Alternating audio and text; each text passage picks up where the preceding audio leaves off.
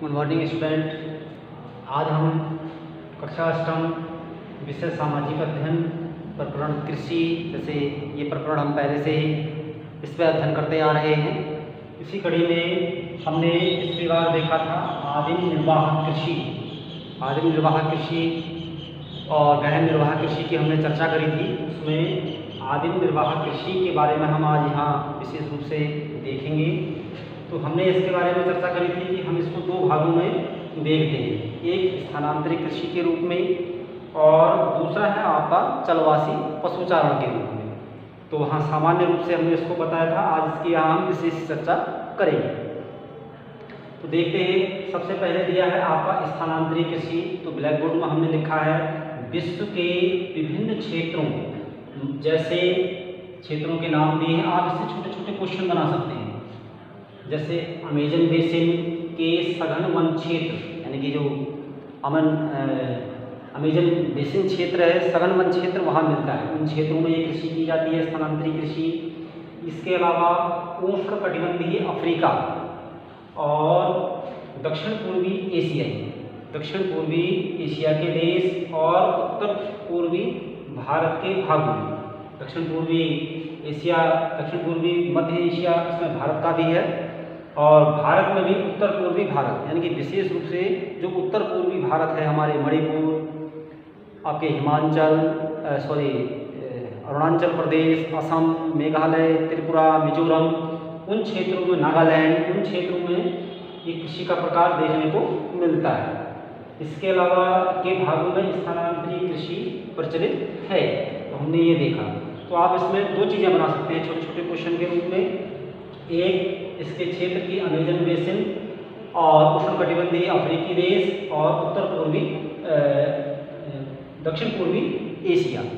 और दूसरा क्वेश्चन आपका बन सकता है कि भारत के किन क्षेत्रों में कृषि की जाती है। तो उत्तर में लिख सकते हैं आप उत्तर पूर्वी भारत, विशेष रूप से जो राज्य मैंने आपको बताए, मणिपुर, नागालैंड, मिजोरम, असम, मेघालय, त्रिपुरा, इन क्षेत्रों के नाम आप यहाँ लिख सकते हैं। तो आगे इसमें लिखा है कि इस प्रकार की कृषि में वृक्षों को काटकर और जलाकर भूखंड को साफ किया जाता है तथा उस भूखंड में कुछ वर्षों तक कृषि कार्य किया जाता है।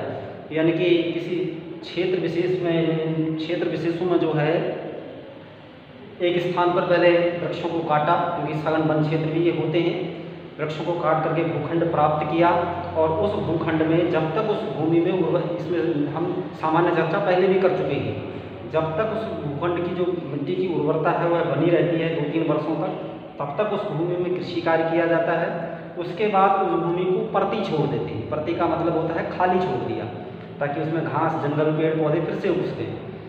छोड़ने के बाद फिर दूसरी जगह उसी प्रकार से फिर वनों को साफ करना, फिर जब तक उस भूमि में उर्वरता है तब तक उसमें कृषि कार्य करना, और उसके बाद फिर उसको परती छोड़ के अन्यत्र जो है उस तरह का कृषि कार्य किया जाता है।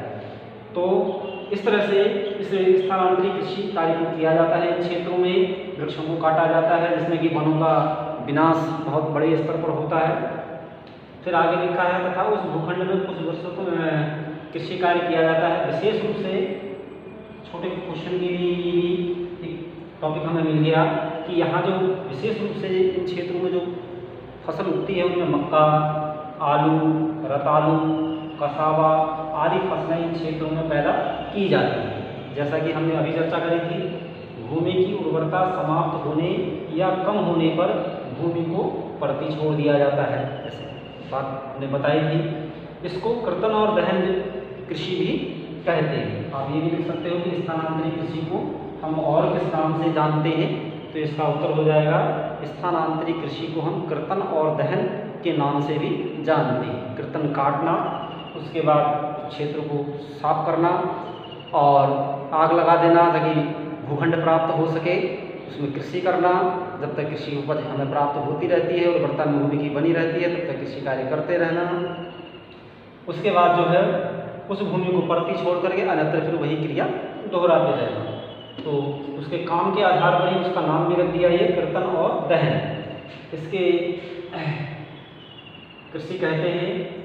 और झूमिंग, आगे विशेषण के नाम दिए हैं कि कुछ क्षेत्र विशेषों में इन्हें विशेष नाम से जानते हैं।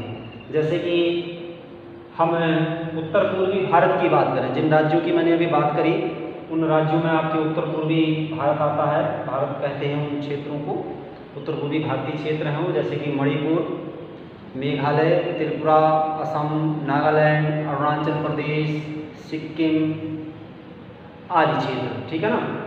तो इन क्षेत्रों में झूमिंग कृषि की जाती है और वहाँ भी पहले वनों को साफ किया जाता है, भूमि प्राप्त करी, कृषि कार्य किया 2-3 वर्षों तक, उसको छोड़ दिया, भर्ती छोड़ दिया, अगले क्षेत्र की ओर फिर आगे बढ़ गए। तो यहाँ स्थानीय नाम इसको झूमिंग दिया है, ठीक है ना। लेकिन अब जो है 1980 के वन अधिनियम, उसके बाद संशोधित वन अधिनियम आए, उनके तहत इस प्रकार की कृषि में अब प्रतिबंध लगा दिया गया है, यानी कि अब विशेषकर पूर्वोत्तर भारत में झूमिंग कृषि नहीं देखने को मिलती है। वन अधिनियमों के द्वारा प्रतिबंध लगा दिया गया ताकि वन क्षेत्रों को बढ़ावा मिल सके। 22% भारत में वन क्षेत्र है, उसको बढ़ा करके जो अंतर्राष्ट्रीय मानक है कि 33% वन क्षेत्र होना चाहिए, उसको प्राप्त करने का प्रयास किया जा रहा है। तो वन अधिनियम ने जो है इस झूमिंग कृषि पे भारत में विशेष रूप से वर्तमान समय में रोक लगाने का काम किया है।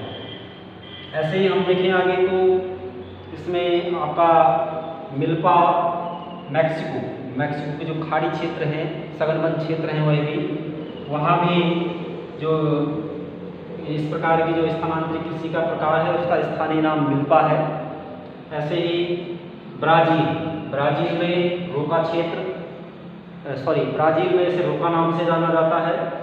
ऐसे ही मलेशिया, पूर्वी एशियाई देश है, यहाँ इस स्थानांतरित कृषि को लदान नाम से जानते हैं। आप छोटे छोटे क्वेश्चन बना सकते हैं कि उत्तर पूर्वी भारत में झूमिंग और मैक्सिको में मिल्पा, ब्राज़ील में रोका, मलेशिया में लदान के नाम से इस कृषि स्थानांतरित कृषि को स्थानीय नामों से जानते हैं। ठीक हो गया। तो छोटे छोटे क्वेश्चन आप इसमें बना सकते हैं ताकि आपका जो प्रिपरेशन है वो होता रहे। ऐसे ही एक प्रकार तो हमने स्थानांतरित कृषि की ये चर्चा करी कि किस प्रकार से स्थानांतरित कृषि की जाती है। दूसरा है आपका इसमें प्रकार है चलवासी पशुचारण। तो पहले भी हम सामान्य चर्चा इसमें कर चुके हैं कि चलवासी पशुचारण यानी कि आपके जो है सहारा के अर्धशुष्क और शुष्क प्रदेशों में मध्य एशिया और भारत के कुछ भागों जैसे कि राजस्थान में आपका रायका और मध्य प्रदेश में बंजारा चरवाहा समुदाय, जम्मू कश्मीर में गद्दी समुदाय जो है इस प्रकार की स्थानांतरित कृषि का कार्य करते हैं।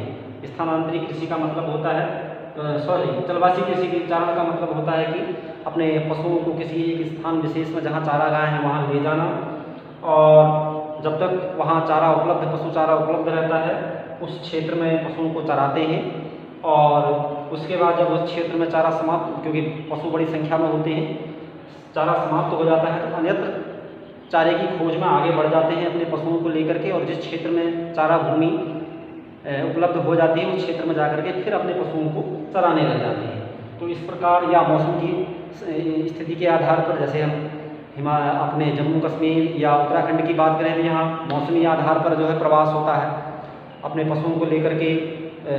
शीत ऋतु में जो है निचले क्षेत्रों में, घाटी क्षेत्रों में आ जाते हैं जो जनजातीय समुदाय है और जैसे ही शीत ऋतु समाप्त होती है अपने पशुओं को लेकर के उच्च हिमालयी क्षेत्रों में चले जाते हैं। तो इस तरह की जो मौसमी प्रक्रिया है उसके द्वारा भी इस कृषि को बढ़ावा मिलता है। चलवासी पशुचारण को मौसमी दशाएं भी प्रभावित करती हैं।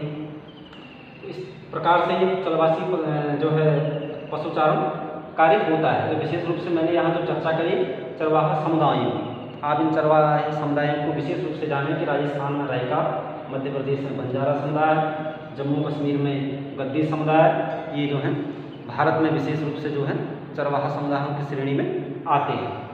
अब बात आती है कि ये लोग किस प्रकार के पशुओं को पालते हैं। तो विशेष रूप से जिनसे इन्हें व्यवसायिक क्रिया करने को बढ़ावा मिले, जैसे कि भेड़ पालन में मांस की प्राप्ति हो जाती है, साथ में जो भेड़ के बाल होते हैं ऊन रूप में उसका प्रयोग करते हैं, बिक जाते हैं। ऐसे ही ऊँट, दूध प्राप्त किया जाता है और अन्य उपयोगों में आपके जो इनका जो आने जाने का गमन का साधन भी ऊँट है, दूध भी प्राप्त होता है और रेगिस्तान का जहाज भी कहते हैं। कई कामों के लिए होता है तो ऊँट पालते हैं। याक हो गया, जो ऊंचाई वाले क्षेत्र हैं उन क्षेत्रों में सामान लाने ले जाने के लिए, यात्रियों को ढोने के लिए याक विशेष रूप से उपयोगी होते हैं, तो याक को पाला जाता है। बकरियाँ पाली जाती हैं। इसके अलावा गाय और अन्य पशु भी इन चलवासी समुदायों द्वारा पाले जाते हैं ताकि इनको जो है अपनी जीविका का निर्वाह ये लोग कर सकें। तो इस तरह से आज हमने आदिम निर्वाह कृषि के अंतर्गत स्थानांतरित कृषि उसके बारे में, और इसके जो दूसरा भाग है चलवासी समुदाय, तो विभिन्न चलवासी समुदायों के बारे में जाना, चलवासी समुदाय कैसे कितने हैं उसे जाना। इसके अलावा ये समुदाय किन किन पशुओं को पालते हैं उसके बारे में हमने चर्चा करी।